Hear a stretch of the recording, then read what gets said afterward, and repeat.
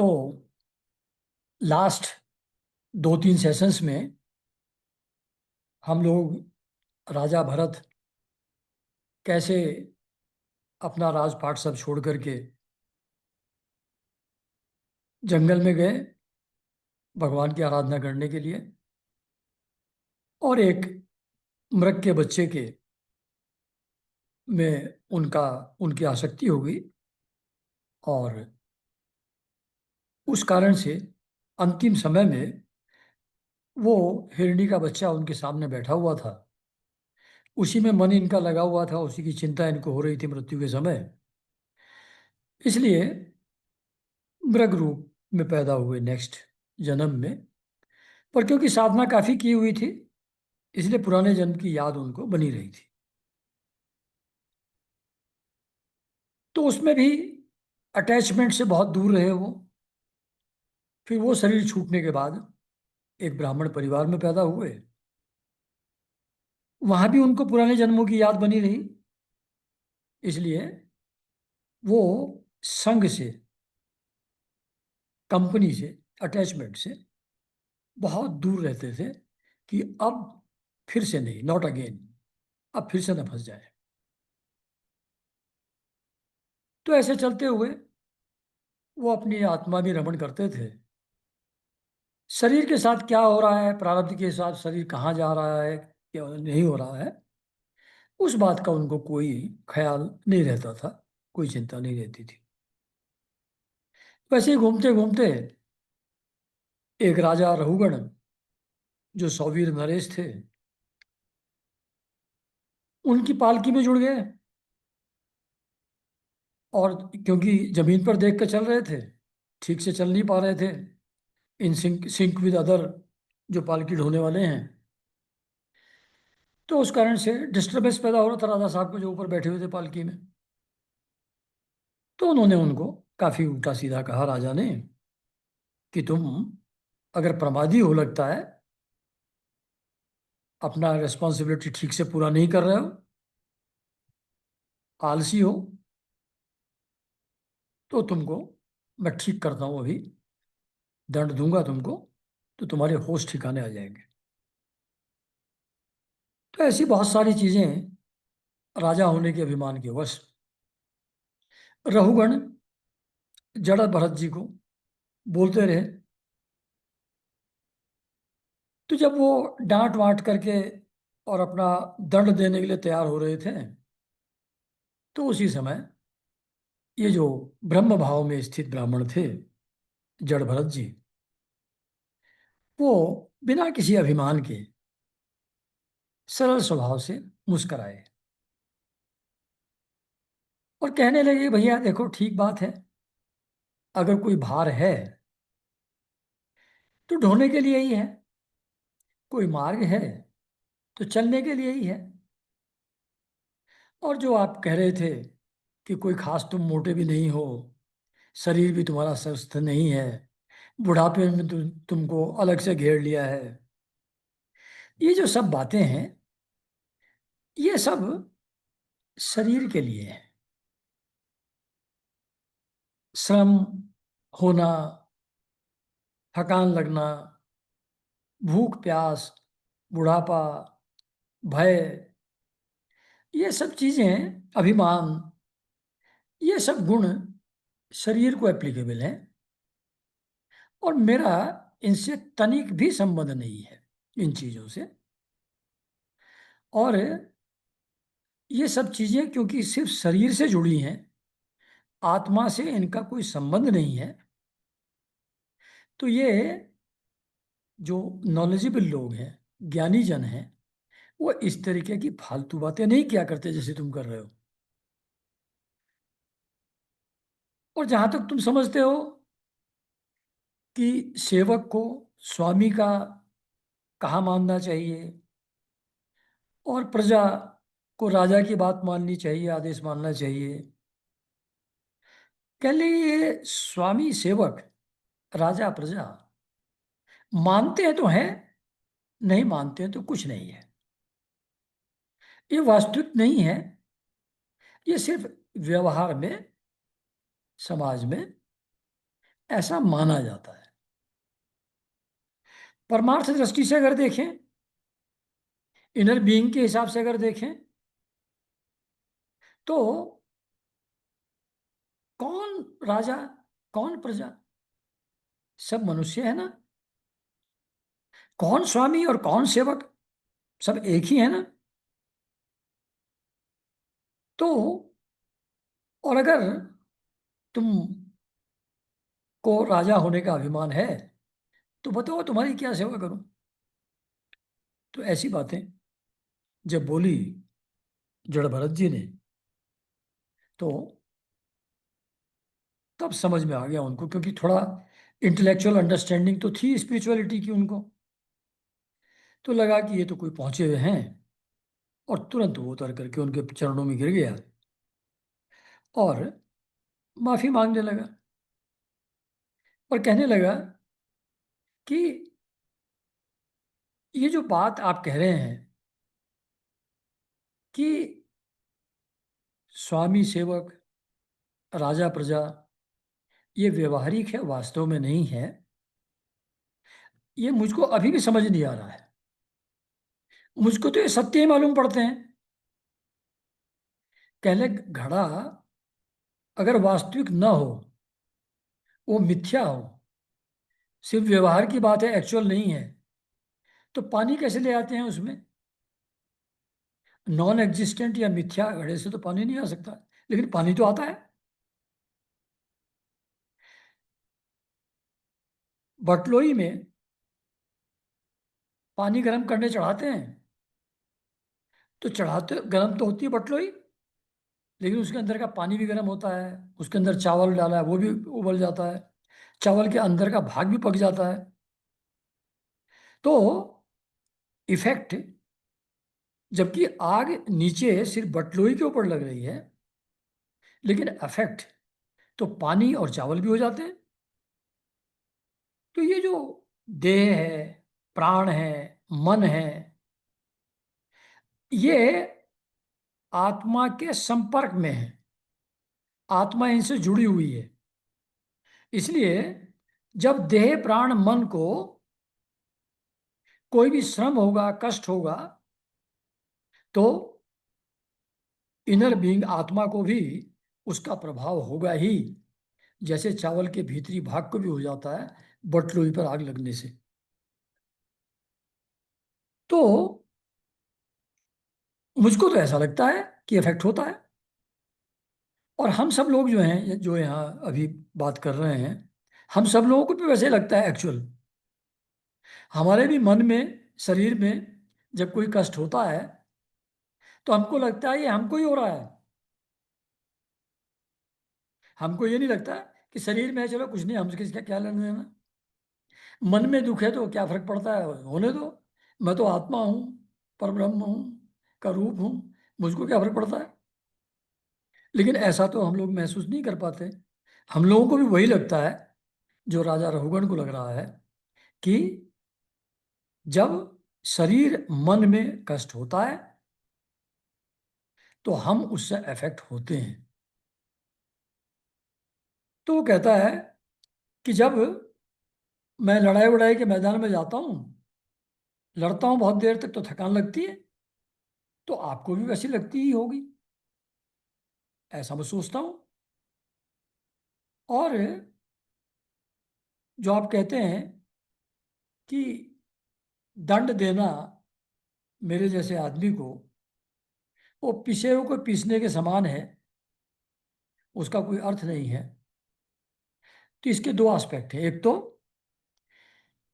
कि अगर कोई आदमी प्रमादी है, जड़ है, आलस्य वाला है, अपनी रेस्पॉन्सिबिलिटी का उत्तरदायित्व को ठीक से नहीं निभाता, ऐसा प्रमादी है, तो दंड भी दे दोगे तो फर्क क्या पड़ेगा, उसका स्वभाव थोड़ी बदल जाएगा ओवरनाइट। ये एक एस्पेक्ट है। दूसरा एस्पेक्ट है कि जो राजा होकर के जो दंड देने की बात कह रहे हैं, तो कहते हैं ये, वो भी यूजलेस है, मीनिंग नहीं है उसका।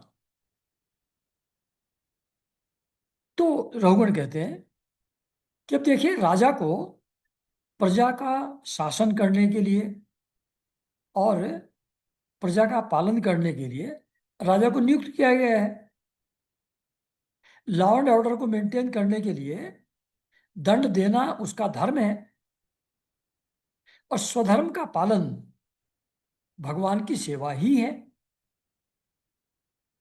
तो इस रेस्पॉन्सिबिलिटी को पूरा करके व्यवस्था को स्थापित करके दंड के द्वारा मैं धर्म के पालन जो कर रहा हूं वो श्री हरि की उपासना ही है। तो इसको पिसे हुए को पीसना नहीं कहा जा सकता। ये तो लॉ एंड ऑर्डर और पूरी व्यवस्था को मेंटेन करने के लिए आवश्यक अंग है, जो राजा का धर्म है, और उस धर्म पालन में ही उसके द्वारा भगवान की आराधना निहित है उसी से। तो मुझको तो लगता है ये जो प्रैक्टिकल एस्पेक्ट है, व्यवहारिक, ये सत्य ही है। ये मुझको समझ नहीं आ रहा है जो आप कहते हैं कि यूजलेस है। और अंत में कहते हैं कि मुझसे आपका बहुत अपमान हुआ है, अवज्ञा हुई है, और जो साधुजनों की अवज्ञा करते हैं, उनका अपमान करते हैं, उसके पाप स्वरूप वो बहुत जल्दी ही नष्ट हो जाते हैं। इसलिए आप मुझको कृपा दृष्टि करिए मेरे ऊपर। आप कोई अवधूत हैं, आप बहुत बड़े संत हैं, तो आप मुझको ये जरा समझाइए कि ये व्यवहारिक चीज सत्य क्यों नहीं है। ये अपने धर्म का पालन करना भगवान की सेवा कैसे नहीं है। मैं तो वही कर रहा हूं। तो ये ऐसा पर्टिनेंट क्वेश्चन है जो नॉर्मली हम सब लोगों के दिमाग में रहता है, और हम लोगों की जो मानसिकता है वो वैसी ही है जैसी राजा रघुगण की यहाँ पर नजर आ रही थी। ये था रिकैप, काफी लंबा रिकैप था। अब यहाँ से अब जड़ भरत जी उसका आंसर देते हैं। कहते हैं कि देखो राजन, तुम हो तो अज्ञानी, समझ तो तुमको कुछ है नहीं, लेकिन पंडितों के समान ऊपर ऊपर तर्क वितर्क की बातें कर रहे हो। जैसे वो कह रहे हैं ना कि राजा का धर्म है और वही श्री हरि की पूजा है। कहता है ये सब इंटेलेक्चुअल तुम बातें कर रहे हो, लॉजिकल, पर एक्चुअल अंडरस्टैंडिंग तुमको है नहीं। इसलिए श्रेष्ठ ज्ञानियों में तुम्हारी गणना नहीं हो सकती। तत्व ज्ञानी पुरुष जो रियल बीइंग को जानते हैं, जो उस ऑल परवेडिंग कॉन्शियसनेस को जानते हैं, वो तत्वज्ञानी पुरुष ये जो स्वामी सेवक आदि जो व्यवहार की बातें हैं, ये विचार से सिद्ध नहीं होती। ये सत्य रूप से ज्ञानी लोग इसको स्वीकार नहीं करते। और सिर्फ ये लौकिक व्यवहार की बात नहीं कर रहा हूं मैं, कि लौकिक व्यवहार में स्वामी सेवक भाव रहता है, लोग उसी हिसाब से बिहेव करते हैं। राजा प्रजा के रूप में भी वैसे ही बिहेव करते हैं जैसा राजा प्रजा को करना चाहिए।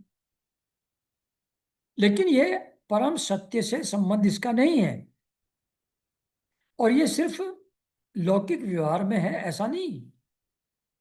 ये वैदिक व्यवहार में भी सत्य नहीं है ये, क्योंकि जो वेदों में गृहस्थ लोगों के लिए यज्ञ विधि का बहुत विस्तार हुआ है, और जो उसके अनुसार यज्ञ विधि के करने में व्यस्त हैं, उन लोगों के अंदर राग द्वेष आदि दोष उनके अंदर बने रहते हैं। इसलिए तत्व ज्ञान की अभिव्यक्ति वेदों में भी नहीं हुई है, क्योंकि वेदों में जो सांसारिक चीजें हैं, टू सेट देम राइट, उसको बेहतर, लेस प्रॉब्लमेटिक बनाने के लिए मेथोडोलॉजी है वेदों में। तो उसमें भी राग द्वेष से रहित विशुद्ध तत्व ज्ञान वेदों में भी पूरी पूरी तरह अभिव्यक्त नहीं हुआ है। वहां भी ये सांसारिक सांसारिकता मिली हुई है उसमें।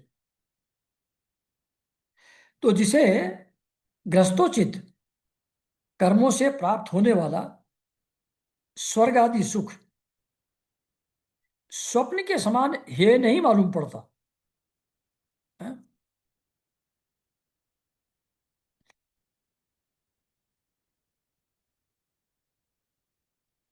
हाँ, तो कहते हैं कि जो यज्ञ आदि से, कर्मों से स्वर्ग आदि की प्राप्ति आदमी को होती है, जो वेदों का सब्जेक्ट है, जिसको ये स्वर्ग आदि सुख एब्सोल्युटली यूजलेस और निम्न स्तर के मालूम जिसको नहीं पड़ते, जो इनको है, यानी कि विदाउट एनी सब्सटेंस, जो इनको नहीं जान पाता, उसको तत्व ज्ञान कराने में साक्षात उपनिषद वाक्य भी समर्थ नहीं है। मतलब उपनिषदों को अगर वो पढ़ेगा, लेकिन अगर उसकी बुद्धि यज्ञों के द्वारा स्वर्ग आदि प्राप्त करने में इंटरेस्टेड है, तो उपनिषदों के वाक्य भी उसको तत्व ज्ञान नहीं करा पाएंगे, क्योंकि उसका मन एक्सटर्नलिटीज में, बाहरी चीजों में उलझा हुआ है। जब तक मनुष्य सत्व रज और तम इन तीन गुणों के वशीभूत रहता है, ऑल ऑफ अस, हम सब लोग कंट्रोल्ड हैं बाई सात्विक रासिक तामसिक गुण, तब तक वह बिना अंकुश के उसके ज्ञानेंद्रियों और कर्मेंद्रियों को शुभ अशुभ कर्म कराता रहता है। मतलब जो अंदर आंतरिक स्वभाव है, जिस आदमी के अंदर राजसिक गुण प्रबल है, वो अपनी प्रतिष्ठा, अपने सुख वैभव के लिए इंतजाम करना, उन चीजों की तरफ अग्रसर हमेशा रहेगा।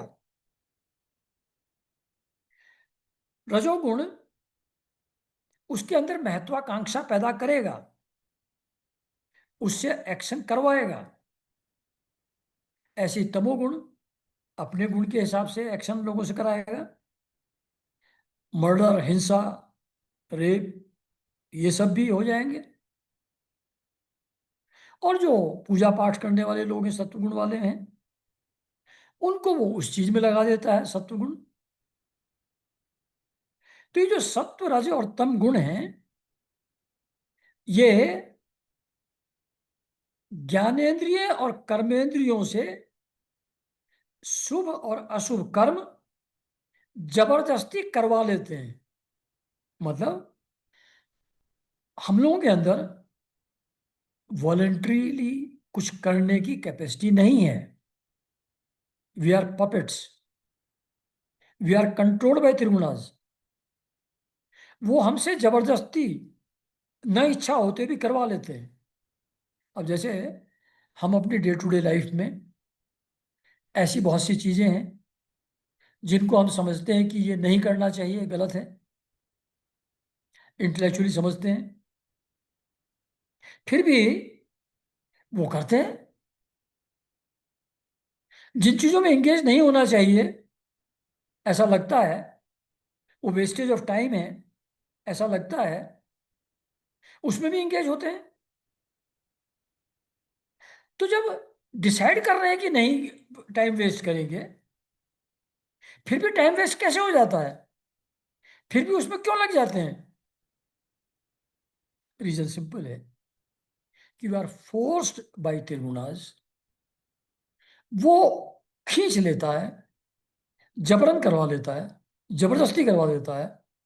हम टू एक्ट अदरवाइज उसके लिए फ्री नहीं है। तो ये शुभ और अशुभ कर्म, सात्विक राजसिक तामसिक गुण ज्ञानेंद्रियों और कर्मेंद्रियों के थ्रू करवा लेते हैं हमसे।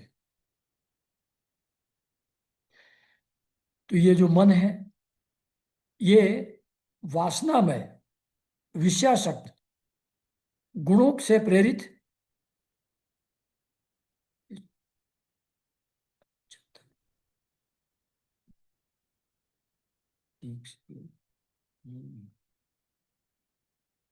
हाँ वहीं से।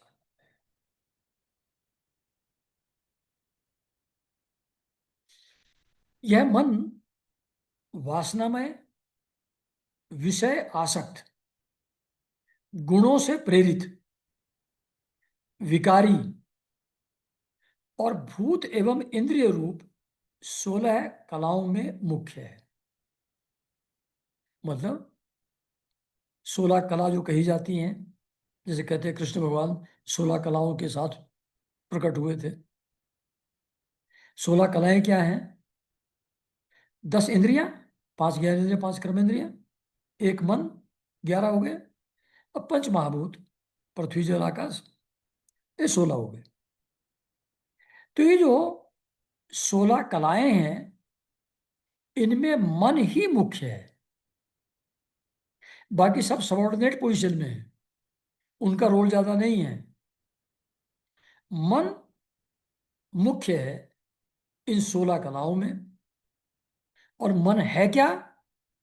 ये वासनामय है, मतलब सोर्स ऑफ ऑल डिजायर्स, विषयासक्त, जो इंद्रियों के विषय हैं उनके प्रति अटैचमेंट भी मन के कारण से होता है। और ये मन गुणों से प्रेरित है। जैसा भी सात्विक राजसिक तामसिक कॉम्बिनेशन किसी व्यक्ति का होगा, उसका मन भी उसी अनुरूप चलेगा। विकारी है, मतलब ये चेंज हो जाता है विचारों के हिसाब से, गुणों के हिसाब से। विकार, विशेष आकार, चेंज हो जाता है, आकार आकार ले लेता दूसरा। और भूत एवं, हाँ, तो यही मन भिन्न भिन्न नामों से देवता, मनुष्य आदि रूप धारण करके शरीर रूप उपाधियों के भेद से जीव की उत्तमता और अधमता का कारण होता है। तो ये जो मन है, ये कभी देवता का रूप धारण कर लेता है, कभी मनुष्य का, कभी राक्षस का, कभी शेर का, कभी चूहे का, कभी वनस्पति का। ये मन अलग अलग रूप धारण करता रहता है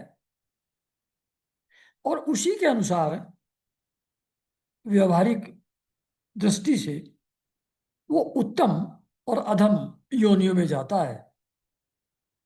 देवता हो गए तो कहते हैं उत्तम हो गया, भूत प्रेत हो गया तो नीच निम्न कोटि की श्रेणी में चला गया।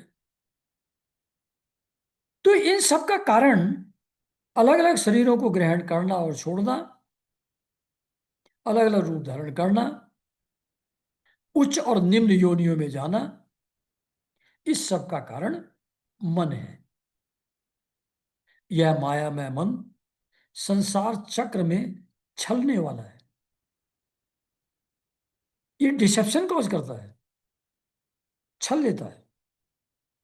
यह अपनी देह के अभिमानी जीव से मिलकर उसे कालक्रम से प्राप्त हुए सुख दुख और इनसे व्यतिरिक्त मोह रूप अवश्यम भावी फलों की अभिव्यक्ति करता है। तो इस मन से ही ये मन उस कॉन्शसनेस के साथ जुड़ जाता है, जीव के अंतरतम के साथ जुड़ जाता है मन, और फिर उस जीव को मोह और सुख दुख, इन सब चीजों के रूप में उसको अफेक्ट करता है। जब तक यह मन रहता है तभी तक जागृत और स्वप्न अवस्था का व्यवहार प्रकाशित होकर जीव का दृश्य बनता है। मतलब जैसे स्वप्न में कुछ भी चीज न होते हुए ये मन ही अपने आप को हर प्रकार के ऑब्जेक्ट में ढाल लेता है, बहुत एलोबरेट सिचुएशंस क्रिएट करता है।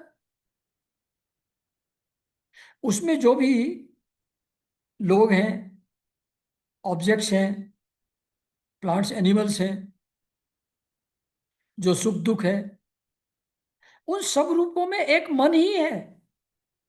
वही अपने आप को हर रूप में अभिव्यक्त कर रहा है स्वप्न अवस्था में। इसी तरीके से जागृत अवस्था में जो हमको ये दुनिया दिखाई पड़ती है, ये भी मन का क्रिएशन है, ये रियल नहीं है। स्वप्न की तरह मन का ही क्रिएशन है, जो हम एक्सटर्नल ऑब्जेक्ट्स को देखते हैं और महसूस करते हैं। ये बात हमको समझ में नहीं आती कि ये तो एक्चुअली है। हाउ कैन यू से कि ये मन का प्रोजेक्शन? लोग कहते हैं कि word is projection of mind, मन का ही प्रक्षेपण है संसार। लेकिन हमको तो रियल दिखता है। तो थोड़ा विचार करें, स्वप्न में भी तो रियल दिखता है। जगने के बाद पता लगता है कि रियल नहीं था, स्वप्न था। ऐसे ही इस जागृत में जो दिख रहा है, जो हम परसीव कर रहे हैं, ये भी मन का ही प्रक्षेपण है। ये भी मन से ही, मन ही दृश्य के रूप में प्रकाशित हो रहा है। दृश्य के रूप में भी ये मन ही है, जैसे स्वप्न में मन था in the form of all objects. इसलिए पंडित जन मन को ही त्रिगुणमय अधम संसार का और गुणातीत परमोत्कृष्ट मोक्ष पद का कारण बनाते हैं। अब देखो यहां एक लाइन और ऐड कर दिया इन्होंने।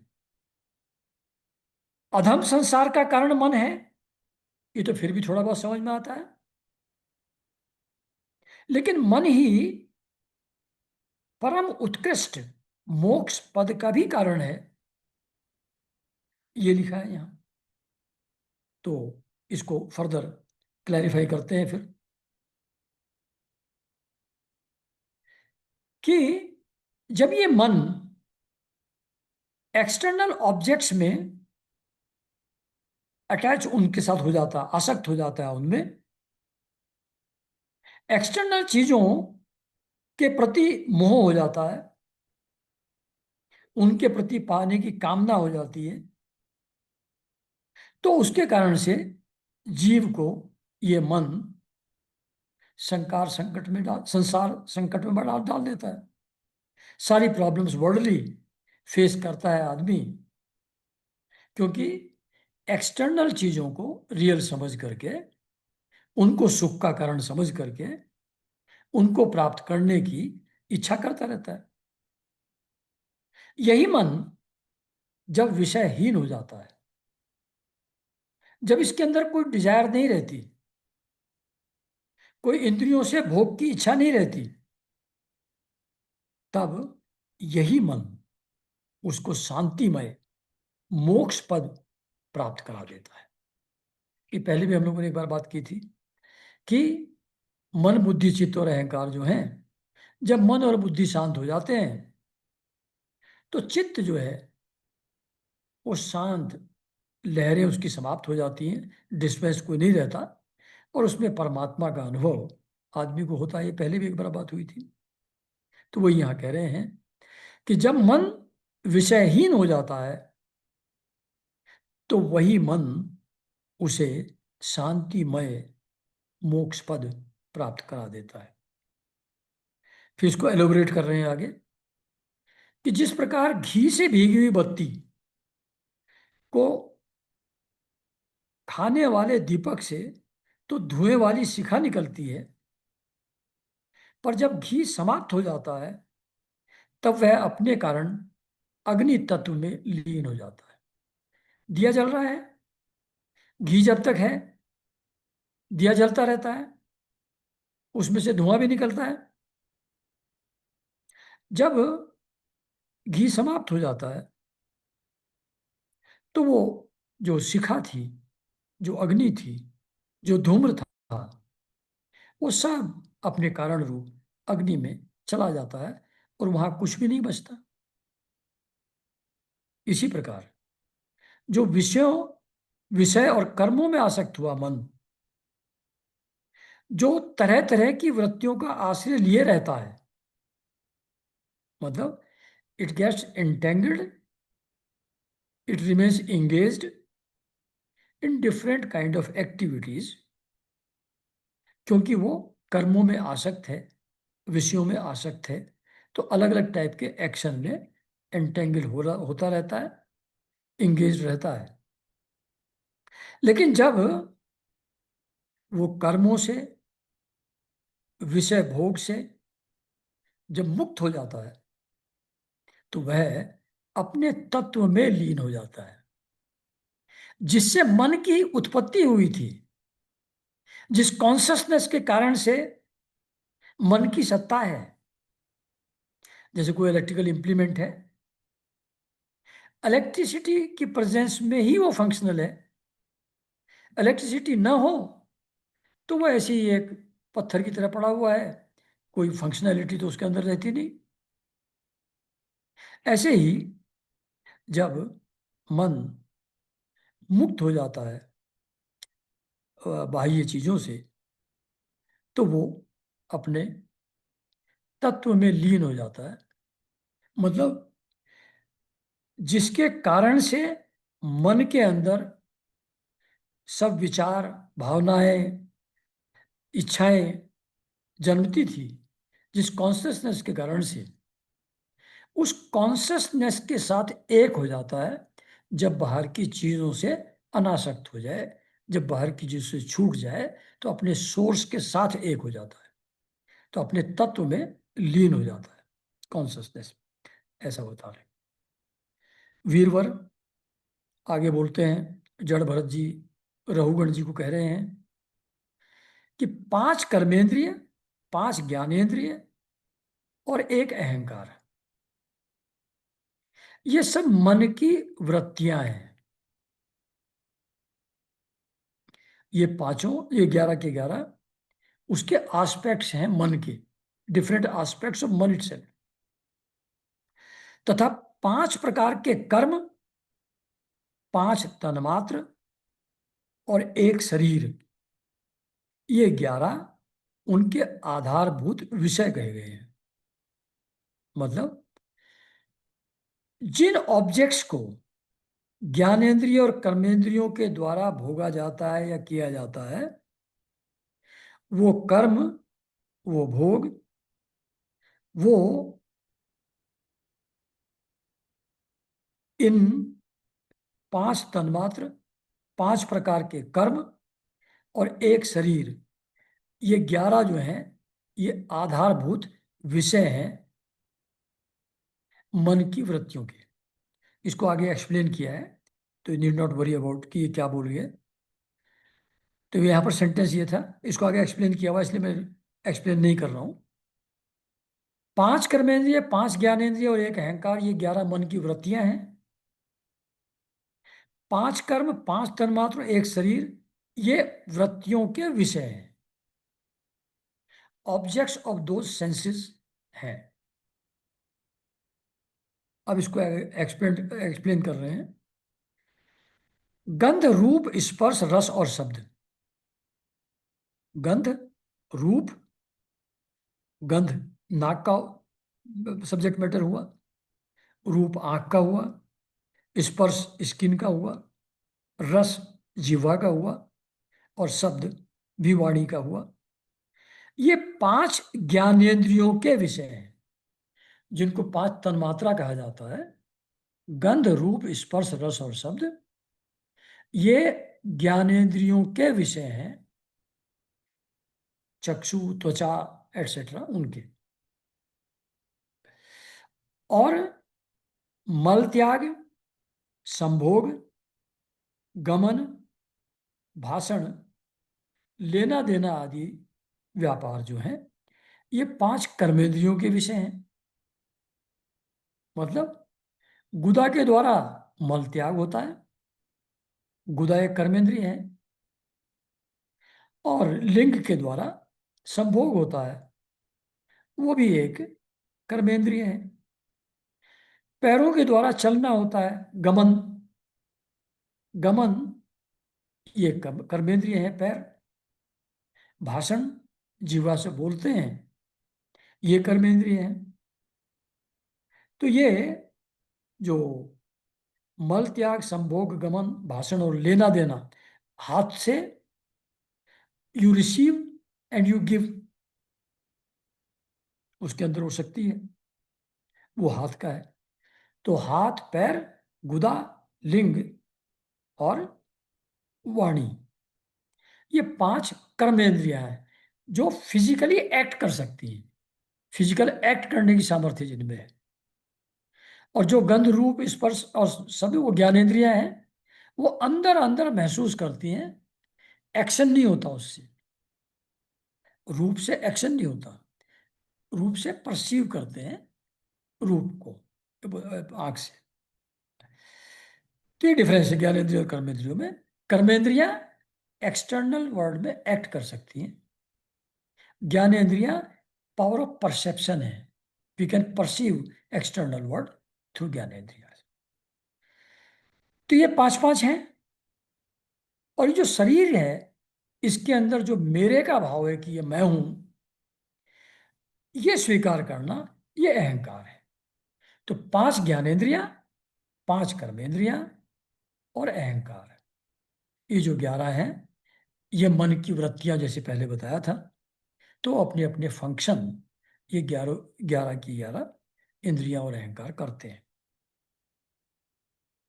कुछ लोग अहंकार को मन की 12वीं वृत्ति कहते हैं, और शरीर को 12वां विषय भी कुछ लोग कहते हैं।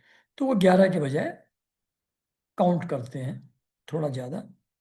हाँ, अच्छा।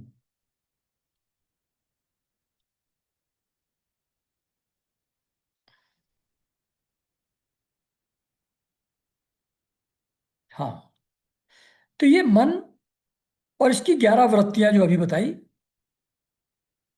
वो द्रव्य यानी कि जो विषय हैं, ऑब्जेक्ट हैं सेंसेस के, स्वभाव सात्विक राजसिक तामसिक गुण से जो बनता है, आशय जो पुराने जन्मों के कर्मों के संस्कार हैं उसको आशय कहते हैं, कर्म जो अभी कर रहे हैं, और काल समय, इन चारों का कॉम्बिनेशन, द्रव्य, स्वभाव, आशय और कर्म और काल, ये 5, इनका जो कॉम्बिनेशन है, उससे करोड़ों प्रकार के जीव अलग अलग गुणधर्म के हिसाब से प्रकट हो जाते हैं। सब यूनिक हो जाते हैं, क्योंकि सब में आउट ऑफ दीज 5 कुछ डिफरेंट है, कुछ रेशो में डिफरेंस है। बिकॉज ऑफ दैट ये करोड़ों रूप धारण कर लेते हैं ये चीजें, अलग अलग टाइप के जीव। आदमी भी, हर आदमी का स्वभाव अलग अलग होता है। तो उसके आदमी के अंदर भी जो डिफरेंसेस हैं, वो द्रव्य, स्वभाव, आशय, कर्म और काल के कारण से all of us are so different from each other. ये जो डिफरेंशिएशन है, इन चीजों से पैदा होता है। ऐसा होने पर भी, अच्छा नहीं, हाँ, किंतु इनकी सत्ता क्षेत्रज्ञ आत्मा की सत्ता से ही है। मतलब ये जितनी भी वृत्तियां हैं, ज्ञानेंद्रियों और कर्मेंद्रियों के जितने फंक्शंस हैं, अहंकार के जो फंक्शन है, मन की जो वृत्तियां हैं, ये सब आत्मा की सत्ता से ही हैं। कॉन्शसनेस से ये सब चीजें एक्टिवेटेड हैं। वो कॉन्शसनेस ना हो तो all of them will become dysfunctional. जैसे मर गया आदमी, अब कुछ नहीं काम करता उसका, ना ज्ञानेंद्रियां काम करती, ना कर्मेंद्रियां काम करती, ना अहंकार है, कुछ भी नहीं है उसका, गया। वो कॉन्शसनेस से ही ये फंक्शनल मालूम पड़ते हैं, रियल मालूम पड़ते हैं, even though they are not there.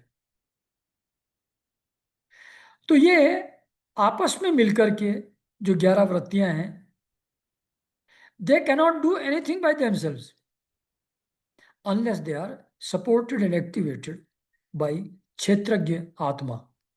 ये क्षेत्र जो शरीर है, इसके अंदर जो कॉन्शसनेस है आत्मा, उसी से ये सब एक्टिवेटेड मालूम पड़ता है। तो ऐसा है कि मन आत्मा से ही एक्टिवेटेड है, लेकिन फिर भी मन का क्षेत्रज्ञ से कोई संबंध नहीं है। जैसे बहुत बार बात हो चुकी है दैट कोई इलेक्ट्रिकल इम्प्लीमेंट जब इलेक्ट्रिसिटी लगाते हैं, तभी उसका जो पर्टिकुलर फंक्शन है, हीटिंग है, कूलिंग है, ऑटोमोबाइल है, तभी वो फंक्शनल होते हैं। लेकिन electricity exists even without these implements. Implement की फंक्शनैलिटी के लिए इलेक्ट्रिसिटी चाहिए। इम्प्लीमेंट के न होने से इलेक्ट्रिसिटी खत्म नहीं होती, जो कि तो रहती है। Electricity is not affected by implement, दो इट एक्टिवेट्स द इम्प्लीमेंट। तो सिमिलरली ये सभी वृत्तियां मन की आत्मा के कारण से ही एक्टिवेट होती है, रियल लगती हैं। स्टिल आत्मा has nothing to do with them. मन से क्षेत्रज्ञ का, आत्मा का कोई संबंध नहीं है। ये जो मन है, ये तो माया निर्मित उपाधि है, माया का क्रिएशन है, एक जस्ट अपीयरेंस है। यह प्रायः संसार बंधन में डालने वाले अविशुद्ध कर्मों में ही प्रवृत्त रहता है। जो मन है, अविशुद्ध कर्मों में, ऐसे कर्म जो उसको बंधन में ही डालते हैं, उन कर्मों में ही मन लगा रहता है, एक्सटर्नल चीजों में ही लगा रहता है। और जो भी अच्छे बुरे कर्म होते हैं, फिर उसका फल भोगना पड़ेगा। तो ये संसार बंधन में डालने वाला ये मन ही है, जो कि माया के द्वारा क्रिएटेड एक उपाधि है जीव की। इसकी उपयुक्त उपयुक्त वृत्तियां प्रवाह रूप से नित्य ही रहती हैं। मन की जो टेंडेंसीज हैं, ज्ञानेंद्रिय कर्मेंद्रिय के द्वारा जो ये करवाता है, वो कंटिन्यूअस हैं, नित्य हैं, बहती ही रहती हैं, प्रवाहित हमेशा रहती हैं। जागृत और स्वप्न के समय ये वृत्तियां प्रकट मालूम पड़ती हैं। सुषुप्ति के समय ये वृत्तियां छुप जाती हैं, लेकिन है जो कि त्यों। जैसे सुषुप्ति समाप्त होगी, स्वप्न स्वप्न अवस्था आएगी, एक्टिवेट हो जाएंगे, जागृत अवस्था हो जाएगी, एक्टिवेट हो जाएंगे। सुषुप्ति में छिप जाती है सिर्फ। इन दोनों अवस्थाओं में, चाहे जागृत हो, चाहे स्वप्न हो, या सुषुप्ति हो, तीनों में ही क्षेत्रज्ञ यानी कि आत्मा, यानी कि कॉन्शसनेस, क्षेत्रज्ञ कई बार बता चुका हूं, पर फिर भी मुझको लगता है शायद नहीं पता होगा। शरीर को कहते हैं क्षेत्र। इस क्षेत्र को जो मीनिंगफुल बनाता है, वो क्षेत्रज्ञ, क्षेत्र के अंदर जो कॉन्शसनेस है, उसको क्षेत्रज्ञ कहते हैं, उसी को वासुदेव कहते हैं, उसी को कॉन्शसनेस कहते हैं, उसी को परब्रह्म परमात्मा कहते हैं। वो सब एक ही है। तो कहते हैं यहां कि स्वप्न सुषुप्ति और जागृत अवस्था में प्रवृत्तियां चाहे सुप्त रहें, छिप जाएं या प्रकट हो जाएं, इन दोनों अवस्थाओं में ही क्षेत्रज्ञ जो विशुद्ध चिन्ह मात्र है, यहां देखो क्लैरिफाई भी किया क्षेत्रज्ञ क्या है, विशुद्ध चिन्ह मात्र, प्योर कॉन्शसनेस, मन की इन वृत्तियों को साक्षी रूप से देखता रहता है। We may not be aware,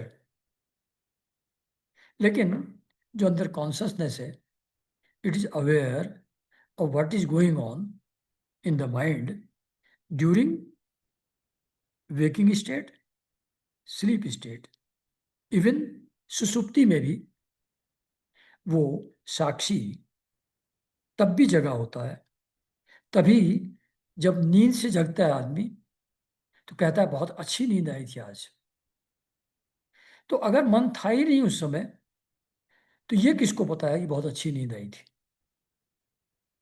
ये सुख कैसे अनुभव हो रहा है? मतलब वो साक्षी, क्षेत्रज्ञ आत्मा, वो उस समय भी साक्षी भाव से तब भी ऑब्जर्वेशन की स्थिति में थी।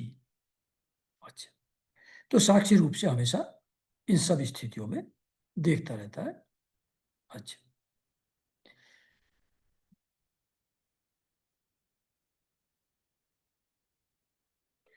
फिर कहते हैं ये जो क्षेत्रज्ञ परमात्मा है, ये जो यूनिवर्सल कॉन्शसनेस है, ये सर्वव्यापक है। इट इज देयर एवरीवेयर, जगत का आदि कारण है। जगत में जो भी हम परसीव करते हैं, उसका अल्टीमेट सोर्स यही क्षेत्रज्ञ, यही परमात्मा है। ये परिपूर्ण है। It doesn't require anything else to complete it. अपने आप में परिपूर्ण है, अपरोक्ष है, ये डायरेक्ट है। इसको जानने के लिए किसी दूसरी चीज की सहायता की आवश्यकता नहीं है। अपरोक्ष है, स्वयं प्रकाश है। सूरज को देखने के लिए लाइट की जरूरत नहीं है, अपने आप दिखता है, स्वयं प्रकाश है, अजन्मा है। ये तो हमेशा ही है। जो हमेशा ही है उसका जन्म कहां से होगा? ब्रह्मादि का भी नियंता है। जो देवता हैं, ब्रह्मा जी हैं, उनका भी लाइफ स्पैन लिमिटेड है। उनको जो भी फंक्शनैलिटी है, उनको क्या करना है, ये आत्मा का ही निर्देश है।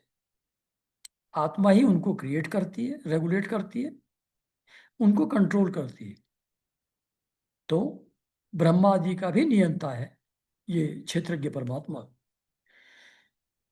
और अपने अधीन रहने वाली माया के द्वारा सबके अंतःकरणों में रहकर जीवों को प्रेरित करने वाला समस्त भूतों का आश्रय रूप भगवान वासुदेव है। ये जो क्षेत्रज्ञ परमात्मा है, उसके गुण पहले बता दिए। सर्वव्यापक, जगत का आदि कारण, परिपूर्ण, अपरोक्ष, स्वयं प्रकाश, अजन्मा, ब्रह्मादि का नियंता। ये क्षेत्रज्ञ के गुण बताए हैं। और ये अपने अधीन रहने वाली माया के द्वारा सबके अंतःकरण में रहकर जीवों को प्रेरित करने वाला समस्त भूतों का आश्रय रूप भगवान वासुदेव है। यानी कि जो ये इनर कॉन्शसनेस है, जिसको वासुदेव कहते हैं, अपनी माया के द्वारा यही जीवों को अलग अलग टाइप के एक्शन के लिए प्रेरित करता है। और उन सब की एग्जिस्टेंस इसके कारण से ही है। इन सब भूतों का आश्रय ये आत्मा या वासुदेव ही है। तो यही उनको डिफरेंट एक्टिविटीज में एंगेज करता है, और यही सोर्स है इन सब चीजों का, सभी भूतों का। ये वासुदेव, ये क्षेत्रज्ञ, ये परमात्मा। जिस प्रकार वायु संपूर्ण स्थावर जंगम प्राणियों में प्राण रूप से प्रविष्ट होकर उन्हें प्रेरित करती है, उसी प्रकार वह परमेश्वर भगवान वासुदेव सर्वसाक्षी आत्म रूप से इस सर्वत्र संपूर्ण प्रपंच में ओतप्रोत है। क्या कह रहे हैं कि जितने भी प्राणी हैं, दे ऑल ब्रीथ, सबके अंदर प्राण वायु है। उनकी ज्ञानेंद्रियां और कर्मेंद्रियां उस प्राण वायु से ही एक्टिवेटेड रहती हैं। उनका शरीर प्राण वायु से ही उसकी रक्षा होती है, प्राण वायु से ही वो एक्टिव होता है। तो जैसे सभी स्थावर और जंगम, यानी कि स्थावर का मतलब जो एक ही जगह पर है, जैसे पेड़ पौधे, जंगम जो मूवेबल प्राणी है, तो वायु प्राण रूप से उनमें प्रविष्ट होकर के उन सबको एक्टिवेट करती है। जो भी उनकी फंक्शनैलिटीज हैं वो सब वो परफॉर्म करते हैं वायु की सहायता से। उसी तरीके से ये जो परमेश्वर है, ये संपूर्ण प्रपंच में जो भी जड़ और चेतन है, उस सब में भगवान वासुदेव उन सब के साक्षी रूप, आत्मा के रूप में सब जगह हमेशा विद्यमान है। वो जो चतुश्लोक की भागवत में भी था ना, लास्ट 4 श्लोक में, लास्ट श्लोक, उसमें भी वही कहते थे कि सर्वत्र और सदा मैं ही मैं हूं, हर जगह और हमेशा सिर्फ मैं हूं। तो वो यहां कह रहे हैं कि जो वासुदेव हैं ये सबके साक्षी हैं, और संपूर्ण जगत में ये ओतप्रोत है, सभी जगह है।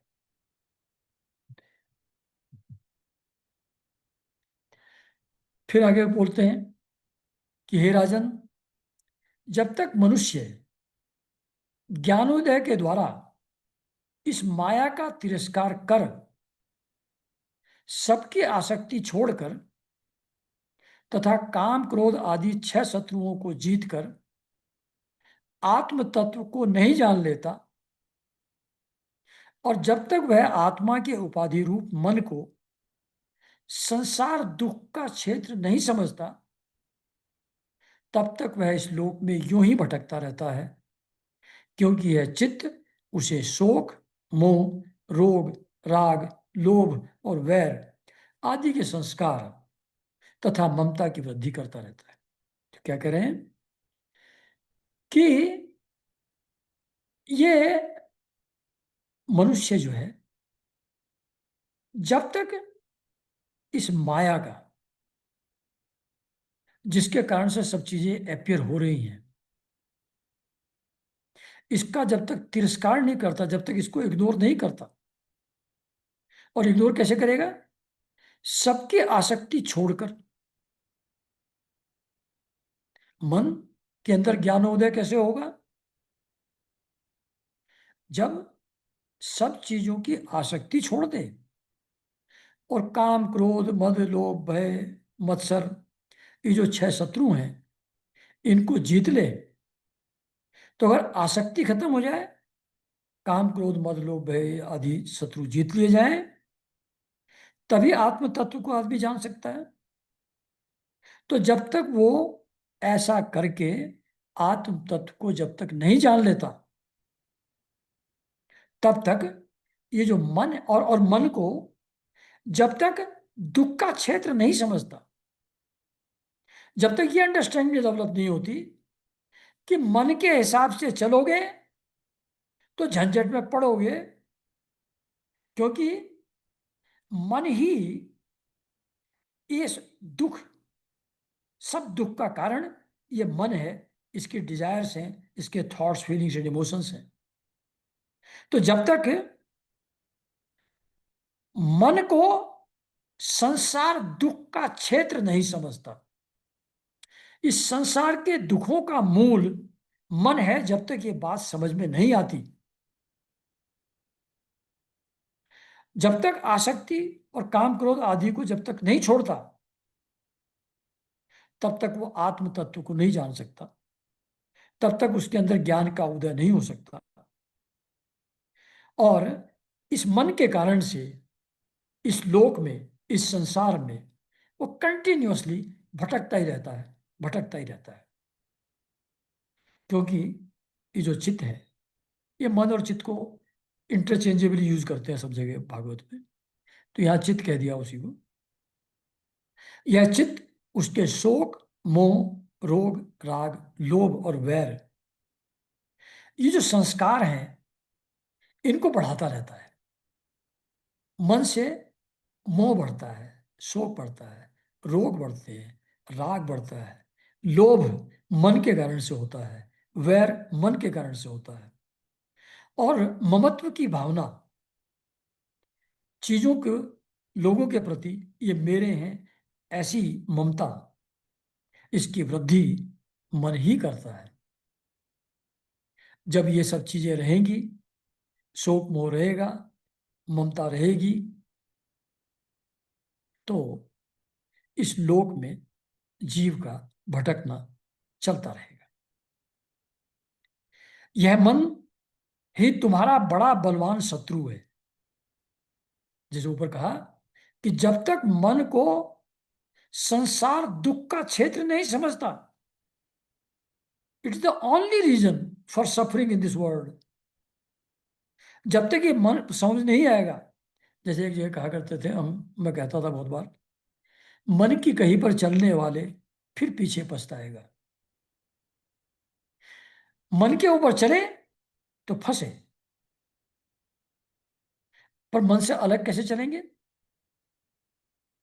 वो सत्संग, शास्त्र, जप, इन चीजों को करेंगे तो मन का grip, power of mind to push and pull us in different directions, उसकी शक्ति धीरे धीरे कम होगी। तो वो होगी सत्संग से, शास्त्र पठन से, जप ध्यान से।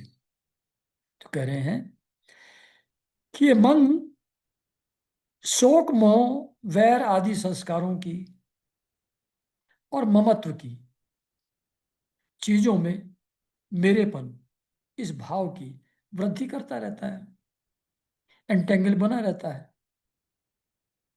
सब समस्या की जड़ ये मन है। लेकिन ऊपर कहा है कि जब ये इन सब चीजों से फ्री हो जाता है मन, तो यही मोक्ष का द्वार भी बन जाता है। यही मन जब साधु संत में लग जाता है, तो मोक्ष का द्वार भी बन जाता है। तो यह मन ही तुम्हारा बलवान शत्रु है। तुम्हें, तुम्हारी उपेक्षा करने से इसकी शक्ति और भी बढ़ गई है। मतलब उसको देख करके, उसकी हरकतों को पहचान करके, उसके साथ न बहने का निर्णय करके, ऐसा करते नहीं, उसको उपेक्षा कर देते हैं, उसको थोड़ा ढील दे देते हैं। चलो इतना करने में क्या नुकसान है, इतना तो थोड़ा सा एंजॉय कर ही लेते हैं। अब जिंदगी ऐसे थोड़ी चलेगी कि बैठकर राम राम कर रहे हैं, थोड़ा तो कर लेना।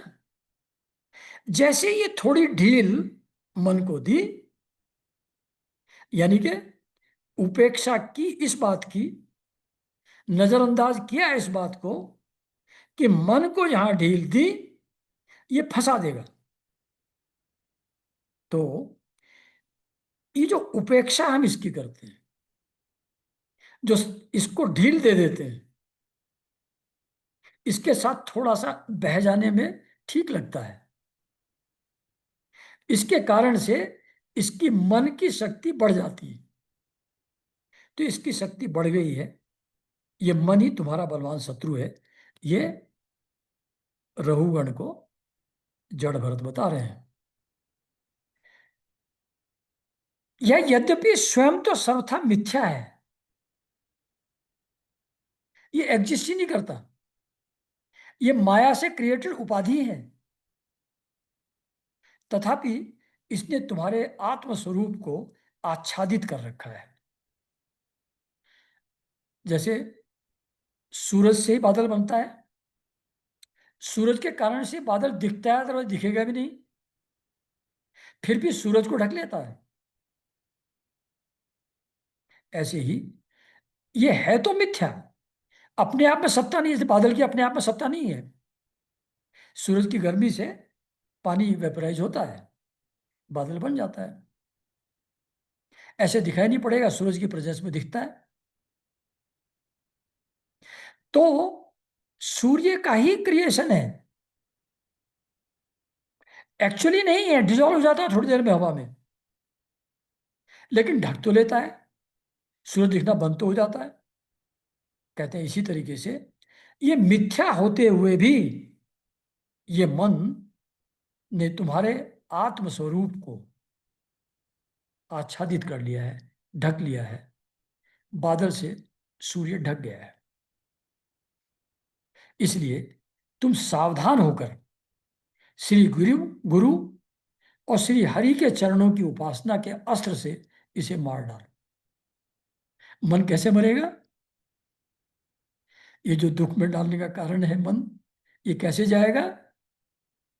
श्री गुरु और श्री हरि के चरणों की उपासना के अस्त्र से इसे मार डालो। भगवान की उपासना, श्री गुरु की उपासना, उनके प्रति समर्पण भाव जब रखेंगे, ये एक ही तरीका है जिससे मन को की मृत्यु हो सकती है, जिससे मन से हम छूट सकते हैं। तो उस चरणों की उपासना से के अस्त्र से इस मन को मार डालो। यहाँ ये चैप्टर समाप्त होता है और समय भी एग्जैक्ट हो गया है, तो यहीं पर इसको आज विराम देते हैं। उसके बाद रघुगण जी सेटिस्फाई नहीं हुए हैं, अभी और क्वेश्चन पूछेंगे, फिर उसका आंसर और आगे कंटिन्यू रखेंगे। ये तो जो ओरिजिनल क्वेश्चन पूछा था उसका आंसर यहाँ पर जड़ भरत जी ने दिया, पर डाउट्स इतनी आसानी से खत्म नहीं होते, तो आगे और क्वेश्चन पूछे जाएंगे, उसके और आंसर आएंगे, वो अगले संडे हम लोग चर्चा करेंगे उसकी। नमस्कार एवरीबॉडी।